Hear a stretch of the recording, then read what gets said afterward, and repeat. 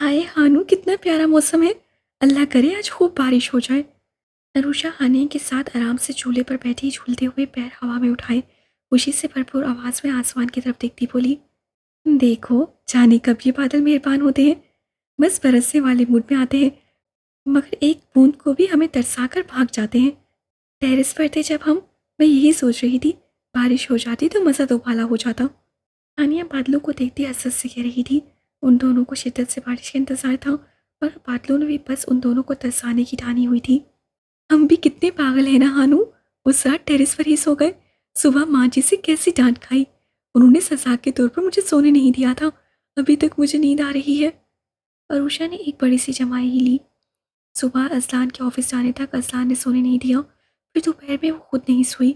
शाम होने तक सोना चाहूँ तो माँ जी का ऑर्डर था, खबरदार असलान के आने का वक्त है, जो सोई तुम। उसे खूब अच्छे से दुल्हन की तरह सजा संवार कर अब तक जगाए रखा है। और असलान थे कि ऑफिस से लेट आने के बाद मोबाइल में चिपके हुए थे। उनके काम ही नहीं खत्म हो रहे थे। वो चाहती थी असलान रूम में जाए तो वो भी पहुंचकर आराम से बेड पर फैलकर सो जाए। असलान की आदत अच्छी थी, वो उसे सोने पर मना नहीं करता था। कहाँ खो गई तुम? उसे अपने ख्यालों में खोए देखकर हानिया ने कोनी मारकर टोक दिया। कुछ नहीं, उस रात मजा आया था ना हानू। वो फिर से जोर से उस रात वाली बात दोहराने लगी।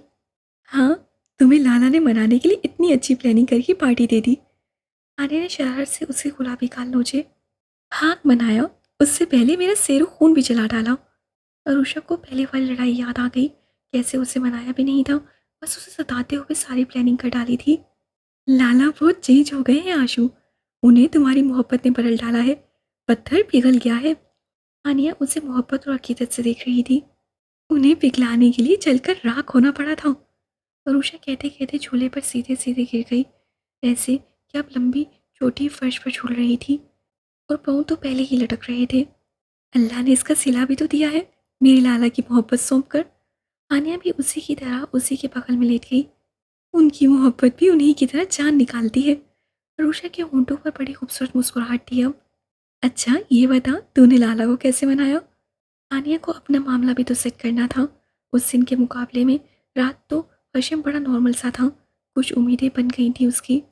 मनाने की जरूरत ही नहीं पड़ी, मगर वो मुस्कुराकर गर्दन मोड़कर हानिया को देखकर बोली, तुम्हें ये पूछने की नौबत क्यों आ पड़ी? हशम नाराज है क्या? हानिया जरा सा गड़बड़ाकर संभल गई। नहीं, एक्सपीरियंस के लिए पूछ रही हूँ।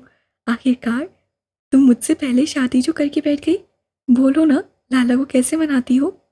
वो आहिस्ता से बोलते बोलते आखिर में उसका बांसुआ हिलाकर पुरशोक नजरों से उसके चेहरे को देख रही थी। ऐसे बोल रही हो जैसे मेरी शादी को 50 साल हो गया हो। अभी तो मैं बिल्कुल नई नवेली दुल्हन हूँ। वो अपने पाँव की मदद से झूले को हिलाते झूलते हुए शर्माने की कोशिश करने लगी थी। और मुझे क्यों लग रहा है तुम हमेशा नई नवेली ही बनी रहोगी और मेरा बेटा बस तुम्हें बेतहाशा खिलाने और सुलाने ही की ड्यूटी निभाता रहेगा। वो दोनों अपने में इतनी मस्त थी कि खबर नहीं हुई। माँ जी अपना सारा नस्ला गिराने के लिए उसे ढूंढते हुए यहाँ तक उनके सर पर पहुँच गई थी। नरूशा और हानिया की सारी खुशी बौखलाहट में बदली और वो दोनों हड़बड़ाकर झूले से उलटते उल्टे बजती थी। अपने अपने गोद में आराम फरमाते दुपट्टे को सलीके से सर पर जमाने की भी कोशिश शुरू कर दी थी। सारे अकल से पैदल यहीं आने थे ताकि मैं समझा समझा कर खुद पागल हो जाऊं। माँ जी दोनों को कच्चा चबाने के लिए घूर रही थी। वो दोनों बस उन्हें देख कर रह गई। अब इस बात पर क्या कह सकती थी? तुम्हें कोई और काम नहीं? जब देखो अपनी भाभी के साथ खुशी रहती हो। उसे तुम्हारे भाई के लिए लाई थी या तुम्हारा दिल बहलाने के लिए? उन्होंने पहले हानिया का दिमाग दुरुस्त करना ज़्यादा बेहतर समझा। माँ मेरी बेस्टी है ना, और हम तो इतने दिनों बाद मिले हैं, वरना रहती तो ये लाला के साथ ही है। इतनी बातें करनी रहती हैं। आनिया ने मासूमियत के अगले पिछले रिकॉर्ड तोड़े। माँ जी इसे कुछ ना कहें, मेरी बेस्टी है और मुझे बहुत प्यारी है। क्या हुआ अगर मैं ज़रा सा वक्त इसके साथ गुजार लेती हूँ? रूशा मोहब्बत से बोलकर हानिया के गले से लिपट कर मोहब्बत का एहसार भी कर रही थी। यही हाल हानिया का भी था। माँ जी का दिल कहा उन दोनों के सर एक दूसरे से टकरा कर हिला दे, शायद इसी बहाने दिमाग में हरकत पैदा हो जाए। खींच कर एक लगा दूंगी ना तो सारी मोहब्बत निकल जाएगी। वो सचमुच ही उन दोनों को मारने का इरादा कर चुकी थी। माँ जी, आप लाख हमें तलवार से भी मार दे, हमारी आपस की मोहब्बत कभी कम नहीं कर सकती। हम बेस्टी थी, बेस्टी हैं और रहेंगी। कोई भी सालिम समाज हमारे बीच नहीं आ सकता। अरुषा हानिया का हाथ ऊंचा करके लेटरूम वाले रूम में आ गई। माँ जी ने दांत कचकचाते हुए अपनी जोशीली बहू की तकरीर सुनी। वाह, क्या हिम्मत आ गई है तुम में। असलान सही कहता है, मेरी बहू सिर्फ डरने का ड्रामा करती है। वो ताली बजाकर एक एक लफ्ज चबा चबा कर बोली। माँ जी, उनकी बात पर यकीन मत कीजिएगा, एक नंबर के झूठे हैं। अरुषा ने झट से अपनी दफा की। मैं बहुत डरती हूँ, बहुत बहुत। मुझे कॉकरोच से डर लगता है, बल्कि हर कीड़े से डर लगता है। चुपकली से मेरी जान निकल जाती है। अंधेरे में भी तो मैं मर ही जाऊंगी। बारिश हो तो अच्छा है, मगर बिजली कड़के तो मैं डरती हूँ। और तू भी तो बता, मैं कितना डरती हूँ। उंगली पर अपने डर गिनते गिनते बगल में खामोश खड़ी हानिया को ठोका दिया। हानिया फौरन हरकत में आ गई। हाँ, इसे हॉरर मूवी देखने का शौक है, मगर इतना डरती भी है। ये लाला के गंजे वाले गार्ड से भी डरती है। हाँ, ये बाइक में बैठने से भी डरती है। और अब याद नहीं। हानिया जोश से शुरू होकर आखिर में शाने उचकाकर खामोश हो गई। माँ जी बस उन दोनों के लगातार चलते मुंह देखकर दिल में पेचोताप खा रही थी। मैं असलान के गुस्से से भी बहुत डरती हूँ। पहले तो हर वक्त चालाक बने रहते थे, तो हर वक्त डरती थी, मगर अब बस गुस्से से डर लगता है। और जब वो फूलते फूलते चुप हो गई। दुपट्टे के कोने को मुंह में डाल कर चबाना शुरू कर दिया। अब इतनी बेशर्म नहीं हूँ, मैं अपनी सास के सामने इजहार कर दूँ। माँ जी को उसके शर्माने की एक्टिंग जहर लगी। क्यों रुक क्यों गई, बोल दो। बस इसी मामले में तुम डरी सहमी बन जाती हो, वरना माशाल्लाह तुम्हारा डर में ये हाल। नहीं डरती तो कह ढा देती तुम। माँ जी ने पूरे पूरे उसे शर्मिंदा करने की जिम्मेदारी उठा ली थी। वो किसी आने से होकर सर झुका गई।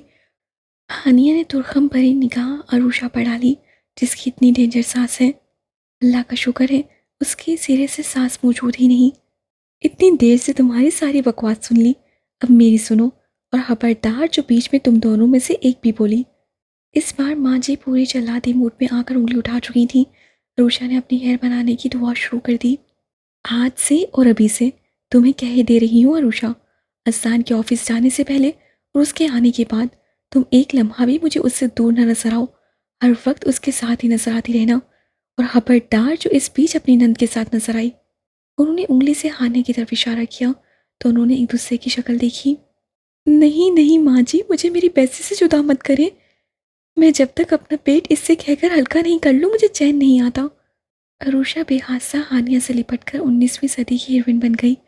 माँ जी का दिल कहा अपना सर पीट लें। अरुषा, आज मुझे तुम्हें जूते मारने से कोई नहीं रोक सकता। वो जूते उतारने के लिए हाथ बढ़ा चुकी थी। नहीं माँ, ऐसा जुल्म मत करें, ये मेरी बहन है, इसे मत मारे। ये मेरी अब इकलौती नंद भी है। इससे कुछ होगा तो इसका भाई मुझे कच्चा खा जाएगा। आप इसके बदले मुझे मार लें। अगर ऑस्कर अवार्ड इस बार मिलना हो तो उन दोनों को ही मिलना था, ये बिल्कुल तय था। अरुषा और हानिया, एक मिनट में तुम दोनों अलग नहीं हुई तो मेरा जूता होगा और तुम दोनों का सर। वो इतनी संजीदगी से अपना जूता उतार चुकी थी कि दोनों हैरियत मनाती अलग हो गई। अभी और इसी वक्त जाओ अपने रूम में और असलान के साथ ही रहना।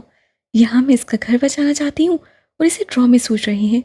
वो बहुत ज़्यादा गुस्से में आ चुकी थी तो उन्होंने इस बार जुबान हिलाना मौत को दावत देना लगा, इसलिए चुप ही रही।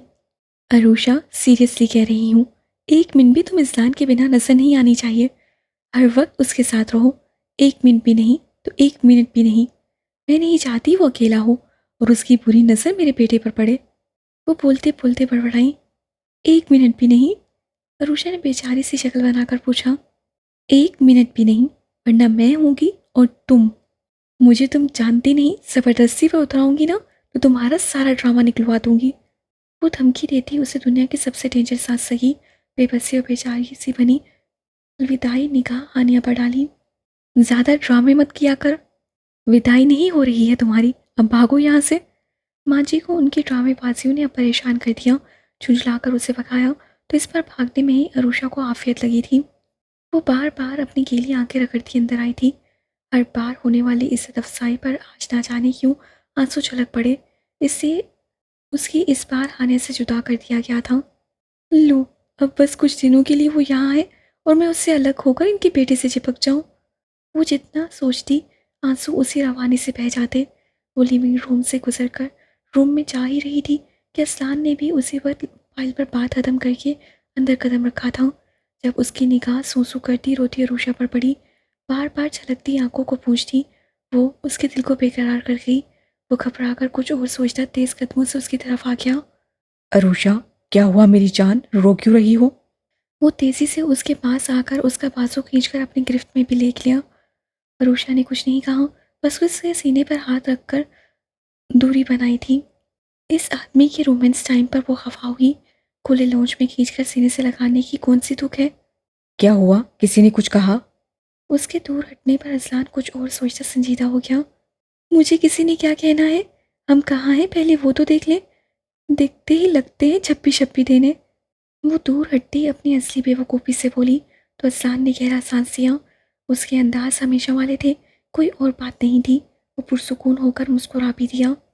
ओके, चलो रूम में चलते हैं। वहाँ सुकून से छप्पी छप्पी दूंगा और फिर बताना क्या बात हो गई जो मेरी क्यूटी रो रही है। अजलान ने शरारत से उसकी सुर्ख होती नाक अपनी एक उंगली से छुई थी। हाँ चले, यही तो ऑर्डर जारी किया है उन्होंने। वो आंसू रगड़ रगड़ कर कालू से पूछती उसका बाजू थाम गई। वाह, ऑर्डर तो ज़बरदस्त मिला है। चलो, वहीं तुम्हारे आंसू अच्छे से साफ करूंगा। अजलान ने उसकी कमर में अपने हाथ डालकर उससे लगा लिया। साफ करना यही कर लेती हूँ। अरुषा को उसकी खुशी पर तपन हुई थी। अपनी बहती नाक बहते आंसू उसकी कीमती कोट की आस्तीन में रगड़ कर साफ कर डाले। गंदी बच्ची। अजलान ने बस इतना कहकर अपना कोट उतार कर उसके चेहरे पर फेंक दिया। छी। वो चेहरे से कोट उठाकर धूल फेंक कर उसे घूरने लगी। आ जाओ, अभी शर्ट बची है। अजलान ने उसका हाथ थामकर अपनी तरफ खींच लिया। अरुषा घबरा गई। उसके मूड का कुछ पता ही नहीं चलता। कब रोमांस शुरू कर दे, कब रोमांस छोड़कर बस खून जला दे, कब संजीदगी में रोमांटिक हो जाए और कब रोमांटिक से संजीदा हो जाए। घबराओ मत, शर्ट यहाँ नहीं उतारूंगा। वो झुककर उसकी नाक से नाक रगड़ता उसे बांसुओं से खींचकर सीढ़ियों की तरफ बढ़ा गया और एक तरफ खड़ी उन दोनों को चुपके से देखती आंखों में हैरानी के साथ साथ सदमा भी उतर आया था। वो अजलान मीर नहीं था, वो कोई और बंदा था। अजलान मीर इतना कैसे बदल सकता था। वो एक बेवकूफ़ सी लड़की से ऐसे मोहब्बत से कैसे पेश आ सकता है। उसकी पसंद इतनी कैसे बदल सकती है। आनिया की आंखें गम और गुस्से से भरी रह गईं, मगर उन आंखों को ये नहीं मालूम था जहाँ किसी से इश्क हो जाए तो अपनी पसंद नापसंद सब बस पर्दा हो जाती है। याद रहता है तो बस इतना कि उसके महबूब को क्या पसंद है। वो बस उसकी खुशी में खुश और उसके गम में गमगीन हो जाता है। अब बताओ, क्या बात है, रो क्यों रही थी? बेडरूम में लेकर आकर अजलान ने अरुषा को सोफे पर बैठाकर खुद भी उसके पास बैठ गया। अरुषा की धुतिया गुलाबी गुलाबी सी फूलों से नरम हाथ अपने हाथों में लेकर सहलाना भी शुरू कर दिया। तो क्या हंसूं, आपको दिन रात नसीहत सुननी पड़ती हो तो पता चलता। अरुषा को फिर से अपना गम याद आ गया। नाराजगी से अपने हाथों को सहलाते अहसान को देखा जिसकी सारी तवज्जो बस उसके हाथों पर ही थी। किसने की नसीहत? वो नासमझी से सर उठाकर रुषा के चेहरे को देखने लगा, मगर उसका हाथ अपने हाथों की गिरफ्त से आज़ाद नहीं किया था। और कौन करेगा, माँ जी ने की, और डांटा भी, वो भी फिर से ढेर सारा, यानी पूरी बेइज्जती कर डाली। शिकवा करते हुए अरुषा की आंखें फिर से नम हुई। तुम्हें बुरा लगता है उनका डांटना? अहसान मीर ने अपनी आंखों में ढेरों मोहब्बत लिए उसके हाथों को उठाकर अपने लबों से लगाते हुए पूछा था। क्यों, मुझे बुरा क्यों लगेगा, वो भी मेरी माँ है, डांट सकती हैं, हक है उनका मुझ पर। अरुषा को ये भी मंजूर नहीं हुआ। फौरन बुरा मानकर हवा हुई, आंखों में हफ्की भी उतरी। तो फिर मेरी जान, गम किसका है? अहसान दिल से मुस्कुराता अब भी उसके हाथों को बार बार अपने लबों से लगाकर उनकी नरमी को अपने दिल में उतार रहा था। आपको तो पड़ती नहीं तो आपको क्या पता है, मेरे हाथ छोड़े कितना छुएंगे। तब कर अब अपना हाथ छुड़ाना चाहा। उसकी मूछें और दाढ़ी की चुभन से गुदगुदी सी हो रही थी, इसलिए हाथ छुड़ाना चाहा, मगर दूसरे ही लम्हे वो चीख पड़ी। अजलान को उसके हाथों में हल्के से दांत काटते देखकर चीख भी डर कर निकली थी, लेकिन उसे बस दांत काटे थे, काटा नहीं था। काटा नहीं है, चीखो मत। मुझे रोकती क्यों हो? ये मेरे हाथ हैं। दिल कहा ना तो खा भी जाऊंगा। चीख तो ऐसे दी जैसे सच में काट लिया है। उसकी हथेली से दांत हटाकर रूप से बोला था वो, और फिर से अपनी वही हरकत दोहराना शुरू कर दिया। अरुषा ने बस एक ठंडी सांस भरी। उस शख्स की मोहब्बत भी जानलेवा है। बोलती रहो, चुप क्यों हो गई? वो प्यार से उसकी उंगलियों से अब खेलता फिर से अरुषा को बोलने पर उकसा रहा था। हाँ तो बीच में आप ही की वजह से भूल गई थी। हाँ तो कहाँ थी। माँ जी की डांट पर जो मुझे नहीं पड़ती। असलान ने उसी कलाइयों में पड़ी चूड़ियों को गिनना शुरू करते हुए सादगी से याद दिलाया। उसकी कलाइयों में सुनहरी और गुलाबी चूड़ियाँ कितनी हसीन लग रही थीं। वो पूरी शिद्दत से अब उन चूड़ियों और कलाई पर अपने लब रख रहा था। आप मुझे बोलने देंगे तब ना, मेरे हाथों से ही चिपक गए हैं। अरूषा उसकी शिद्दत से सहर सी रही थी। दिल अजीब से बेहंगम अंदाज में धड़क रहा था। क्या बोलना था, सब भूला जा रहा था। होंठों को तो नहीं बंद किया है, बस हाथों से ही अभी चिपका हूँ, इसलिए बोलती जाओ। माँ जी ने क्या कहा वो बताओ। वो सिर्फ उसे बोलते सुनना चाहता था, अपने थके हुए सहन को, अपने भारी होते दिल को अरूषा की आवाज़ से उसे छूकर उसके लम्स से हल्का करना चाहता था। वो सरापा उसके लिए सुकून थी, उसका बोलना, उसको छूना, उसके पास रहना असान में शिद्दत से उसका आदी हुआ जा रहा था। अरूषा ने मुंह बनाकर उसे देखा। वो उसे कुछ भी करने से रोक नहीं सकती थी। वो वही करेगा जो उसका दिल कह रहा है, इसलिए वहाँ से ध्यान हटाकर बोलना शुरू कर दिया। वो कितना मुझे डांटती हैं। ठीक है, मैं हूँ बेवकूफ़, मगर ज़रूरी है हर बार मुझे ही डांटा जाए। आपको तो कुछ नहीं कहती। और आपको मालूम है, आज नया ऑर्डर दे दिया कि मैं जब तक आप रहें हर वक्त आपसे चिपकी रहूं। मैं कोई मक्खी हूँ या चुपकली हूँ जो आपसे चिपकी रहूं? सीधे सीधे कह दिया। खबरदार जो तुम मुझे असान के साथ दिखाई नहीं दी। वो बोलते बोलते उनकी नकल भी उतार चुकी थी। बुरी बात, बड़ी हैं वो, नकल नहीं उतारते। असान ने उसके हाथों को इस बार आंखों से लगाते हुए प्यार से टोक दिया। सॉरी, मुंह से निकल गया। रूशा ने जल्दी से सॉरी किया तो वो गोले से हंसकर अब सोफे की पुश से टेक लगाकर बैठ गया। इस बार उसके हाथ अपने सीने पर रख दिए। मुझे सब बुरा नहीं लगा, मगर उन्होंने कहा अब मैं सिर्फ आपके पास रहूं, हानिया के पास भी नहीं जाऊं। उसका असल गम तो यही था। असान हल्की सी मुस्कुराहट से उसका परेशान चेहरा देख रहा था। माँ का मतलब ये नहीं था कि तुम हानिया से बात ही नहीं करो, बस वो चाहती हैं कि तुम मुझे अकेला मत छोड़ो। बेवकूफ़ लड़की, तुम मेरे साथ रहकर भी हानिया से बात कर सकती हो। असलान उसकी मुश्किल का हल निकालकर उसके चेहरे पर जाती खुशी भी देख रहा था। और क्या, मैं यूं भी तो कर सकती हूँ। जब तक वो यहाँ है उसे अपने बेडरूम में बुला लूंगी, ठीक है ना? असान का दिल कहा इस लड़की का सिर जोर से हिला डाले। ये बताओ मैं ऑफिस कितनी देर रहता हूँ? अब वो उसका हाथ छोड़कर सीधा होकर बैठते हुए संजीदगी से उसे देख रहा था। सुबह से शाम तक, अरुषा ने सादगी से बताया। इस बीच इतने घंटे तुम हानिया से बकबक कर सकती हो, उसके बाद बस सारा वक्त मेरा। असान ने कहकर फिर से उसका हाथ थाम लिया। तो अब मेरी जान, माँ की बातों पर पूरा अमल करो और मेरे आने जाने से पहले बस मेरे करीब रहो। वो अब उसके बालों को चेहरे पर से हटाते हुए उसके कानों में पहने हुए झुमकों को भी छू रहा था। आपके साथ ही तो रहती हूँ, कुछ दिन तो हानु याद रहेगी। मैं अस, असलान, अरुषा चिढ़कर कहते कहते घबरा गई। असान ने उसे खींचकर अपनी गोद में ही बैठा लिया था। अपना एक हाथ उसकी गर्दन के पीछे ले जाकर पीछे से उसके बालों से जकड़ा हुआ था और दूसरे हाथ से उसके जबड़े जकड़ लिए। सब यहाँ हैं तो इसका मतलब ये नहीं कि तुम मुझसे लापरवाह हो जाओ।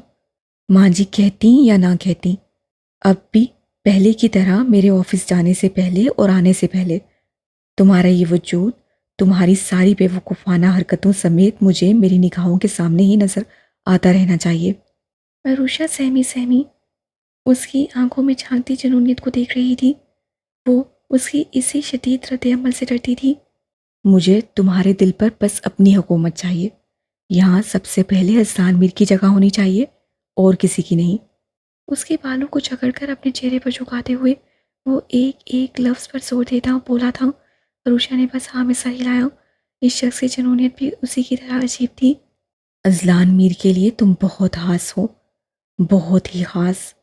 वो दीवाना हो रहा है अरूशा अजलान मीर का, उसकी बातों का, उसकी सांसों का, उसकी खुशबू का।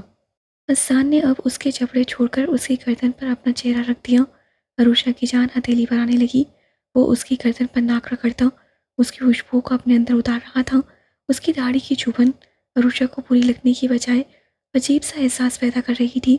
उससे गर्दन को जंबिश देकर हसान का चेहरा अपनी गर्दन से हटाना चाहा। हसान ने उसका चेहरा अपने हाथों में जकड़कर चेहरा उठाकर अरुषा की आंखों में देखा। अरुषा की पलकें शर्म की बोझ से तेजी से झुक गईं। हसान को खुद को संभालना बड़ा मुश्किल लगा था। दिल कहा आज सारी हदें पार कर दे, मगर उसे ज़रूरी काम से जाना था और वो मजबूर था। रात तैयार रहना, मैं जल्दी आने की कोशिश करूँगा। उसके गालों पर बारी बारी पुरखिद्दत लम्स छोड़कर अरूषा को लिए लिए वो सोफे से उठ गया। वो घबरा कर उसके गले में बाहें डालकर बस उसे देख रही थी। कुछ देर सो जाओ अब, ताकि रात जाग सको। वो मुस्कुरा कर कहते उसे गुड़िया की तरह बेड पर लेटाकर सीधा हो गया। आप जा रहे हैं? अरूषा ने लेटते हुए ही ताज्जुब से पूछा। हाँ, तुम अभी सो जाओ और मेरा वेट करना, सोना मत। आसान रूप से हुक्म देकर ड्रेसिंग रूम की तरफ बढ़ गया ताकि लिबास तब्दील कर सके। एक अहम मीटिंग में शिरकत करनी थी और टाइम कम बचा था।